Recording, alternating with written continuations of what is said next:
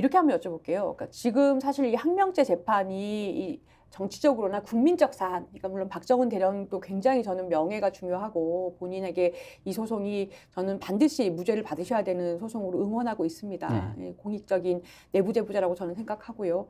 그런데 국민들께서 여기서 보고자 하는 진실은 사실은 이종섭 전 장관이라는 사람과 그 윗선의 누군가가 최상병이라는 그 생떼 같은 남의 아들 군대에 갔다가 물에 쓸려 내려간 일반인 수색을 하려고 갔는데 구명조끼도 못 입게 하고 그거는 윗사람이 오시니까 빨간 옷 다 보여서 착착착 해야 될 거 아니냐라는 말도 안 되는 이유로 구명조끼가 그때 뭐 4만 개인가 4,800개인가가 있었다면서요. 근데 구명조끼 못 입게 하고 그 물살 샌대를 허리까지 들어가서 수색을 시키다가 사망했잖아요. 근데 그거를 박정훈 대령 같은 사람이 이거는 사단장이 구명조끼 안 준 게 과실이다라고 해서 수사 대상으로 넘기려고 한 거를 못 넘기게 한 사람 이종섭 국방부 장관이 지금 직권남용죄로 공수처에서 조사받고 있는 사건과 그렇게 한 것에 저항하려고 지금 이렇게 하면 안 됩니다. 수사해야 됩니다라고 했던 박정훈 대령이 항명죄로 지금 재판받고 있는 사건은 동전의 양면이에요. 사실 그 항명죄 사건에서 사실 이것의 시시비비가 가려져야 된다라고 보시고 있거든요. 왜냐하면 이종섭 전 장관은 호주로 지금 도망갔어요. 도주했죠. 예, 그래서 핵심 피의자가 공수처가 지금 뻥쪄가지고 직권남용 사건 수사가 사실 어떻게 될지 몰라요. 그러면은 이 사건 박정훈의 항명죄냐 아니냐. 항명죄가 아니라면 윗선에서 직권남용 한 거고 어떻게 보면 항명죄라면 그러면 윗선에서 잘못한 게 없다 이렇게 될 수 있지 않습니까?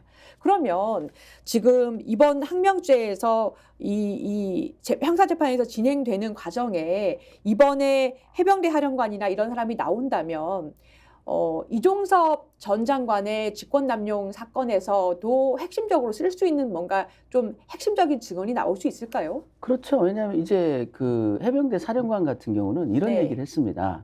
이미 해병대 사령관의 증인신문은 끝났거든요. 2월 1일 날. 이런 얘기를 했어요. 제가 물어봤죠. 사령관은 그 본인이 이 수사에 대해서 이의가 있었냐? 없었대요. 그러면 맨 처음 수사요? 그래서 장관이 말하자면 이의를 제기하지 않았다면 어떻게 될 것 같았냐? 어떻게 됐다고 생각하냐? 예정대로 넘겼다는 거예요. 그러니까 한마디로 말하면 피해자로 넘기려고 했는데 그렇죠. 한마디로 말하면 해병대 사령관은 예정대로 8월 2일 날 이첩할 계획이었는데 오로지 단 한 가지 이유. 장관의 이의 제기, 장관의 번복. 물론 번복이라는 표현 쓰는 거에 대해서도 거북해 하셨지만 근데 전날 결재하셨잖아요. 그러니까 장관의 그 지시가 없었다면 아무 그 문제 없이 이첩됐을 거다. 그렇게 얘기했거든요. 그러니까 그 진술을 통해서도 결국은 두 사람 모두의 직권남용이 성립되지 않느냐. 장관도 역시 직권남용이고 사령관도 역시 직권남용이고 물론 이제 사령관의 최후 지시가 있었느냐 여부에 대해서는 저희는 이제 부정적으로 보고 있습니다. 여러 가지 증거로. 그러나 어찌됐든 장관의 위법한 지시가 있었고 장관의 직권남용은 어느 정도 입증된 거 아니냐. 그 해병대 사령관의 진술을 통해서. 그렇기 때문에 그 부분에 대한 그 의문점은 없다. 이렇게 보거든요. 근데 이제 저희가 계속 재판 과정에서 강하게 이제 검찰을 압박했던 게 뭐냐면 이 사건에서 대통령의 경로가 있었냐 없었냐는 것은 항명이냐 아니냐를 가르는 매우 중요한 쟁점으로 저는 보고 있어요. 왜 그렇죠? 왜냐하면 이 수사 지휘의 의도가 불법적이지 않습니까? 사건 자체에 대해서 정확한 결론을 내리기 위해서 그나마 지휘를 했느냐. 그거조차도 사실 독립성 조항 때문에 적절한 지휘 자체가 보장이 안 되는 상황이거든요. 그러니까 이 사람이 범인도 아닌데 왜 피의자로 적시했어? 잘못되지 않았어? 이런 지위가 아니라 사실 그래도 수사에 개입하면 안 되지만 그렇죠.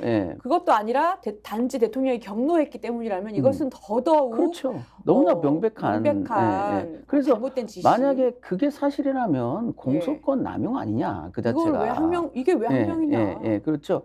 그런데 그것을 쟁점이냐 아니냐 몇 번을 물어봐도 재판부도 대답이 없고요. 그러니 검찰은 당연히 군검찰은 대답할 이유가 없지 않습니까? 쟁점 정리를 할 때 그게 그 재판 내서 정리가 안 돼요? 판사가 뭐라 그래요?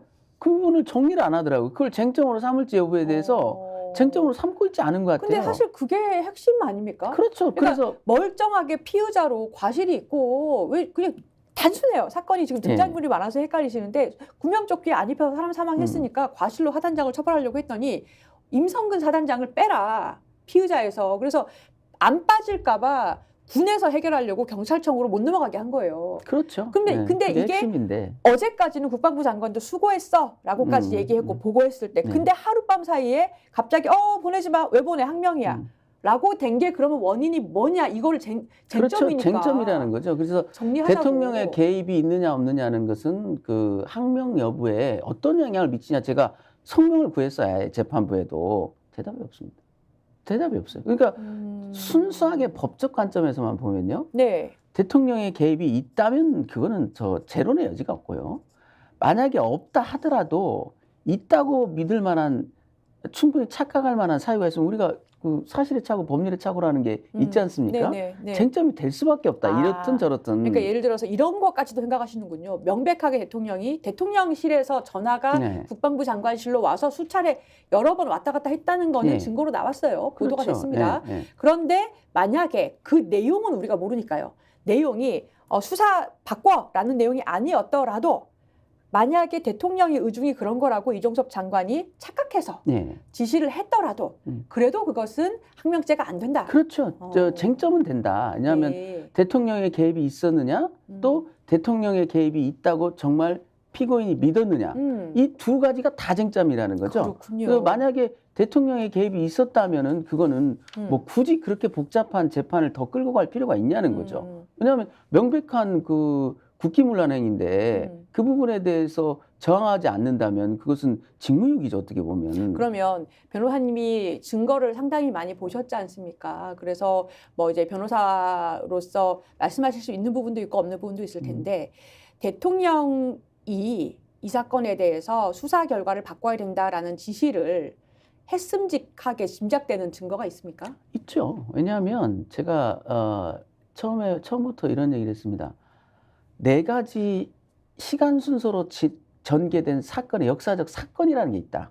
첫째, 대통령이 주관한 수석 보좌관 회의. 그 다음에 대통령이 국방부 장관에게 전화를 했느냐. 예. 그 다음에 국방부 장관이 해병대 사령관에게 전화를 했느냐. 예. 그리고 대통령의 경로를 알렸다는 그 안보실의 실무자가 해병대 사령관에게 전화한 적이 있느냐. 이 4가지 역사적 사실을 판단해 보면 추정이 된다.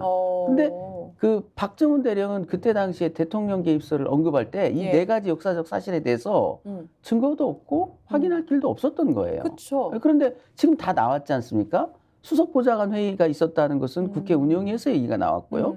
그다음에 국방장관이 해병대 사령관한테 전화한 것은 해병대 사령관의 통화 기록에서 나왔습니다. 네. 그다음에 임기훈 국방비서관이 해병대 사령관에게 전화한 것 역시 이 김기환 해병대 사령관의 통화 기록에서 나왔어요. 맞아요. 예. 그런데 이제 마지막 퍼즐이 맞춰진 거죠. 네. MBC가 보도한 것처럼 해병대 사령관한테 국방장관이 전화하기 전에 국방장관은 대통령실로부터 전화를 받았다는 거예요. 용산으로 02번으로 시작되는 전화를 그럼 받았다. 역사적 사실 4가지가 맞춰졌는데 그러네요. 그게 과연 우연일 가능성이 있나요? 확률이? 그걸 또 정말 낮은 확률이죠. 그것도 박 대령이 어떻게 합니까? 그 사실. 그래서 해병대 사령관이 이 조사를 받을 때 이런 얘기를 했어요. 대통령 개입설이 있느냐라고 물으니까 그런 말을 한 적이 있느냐니까 해병대 사령관이 이런 얘기를 했습니다. 당신이 아니 내가 저 용산에서 그날 회의가 있는지를 내가 어떻게 안다고 내가 그런 말을 했겠느냐는 거예요. 그러면 해병대 사령관이 모르는 일을 해병대 수사단장은 어떻게 합니까? 그렇지 않습니까? 그리고 그거 하나만이 아니잖아요. 이 완벽하게 맞아떨어지는 타임테이블을 어떻게 해명할 거냐는. 그러게요. 그럴 거면 보통 재판할 때 다른 일이 있어야 이게 해명이 됩니다. 그렇죠. 다른 뭐 현안이 있어가지고 급박하게 돌아갔다 뭐 그 아무것도 지금 해명을 못 그러니까 하잖아요. 이제 용산에서는 이렇게 얘기합니다. 그냥 일상적인 통화를 했다는 거예요. 그렇게 많이요? 가만있다가 아니 그래서 그 좋다 다 이해하다. 그러면 그런 것들을 확인했냐고요. 군검찰이 자 이런 4가지 역사적 사실이 있고 그들이 전화를 한 내역이 있으면 전화를 왜 했는지는 물어봤어야 될 거 아닙니까? 맞습니다. 그 안부 전화 했다라고 진술이라도 받던가. 자, 그러면 말씀하신 4가지 퍼즐 수석보좌관 회의를 대통령실에서 했어요. 대통령이 했어요. 그다음에 국방부에 전화가 왔어요. 국방부에서는 해병대에 전화를 했어요. 해병대에서 또 이제 전화를 했어요. 이렇게 4가지는 다 증거가 나온 상황인데 그럼 핵심 퍼즐이 하나가 있습니다. 그럼 국방부 장관은 무슨 전화를 받았나? 전화 내용이 뭐길래 이렇게 급박하게 야야 사건 다시 가져와.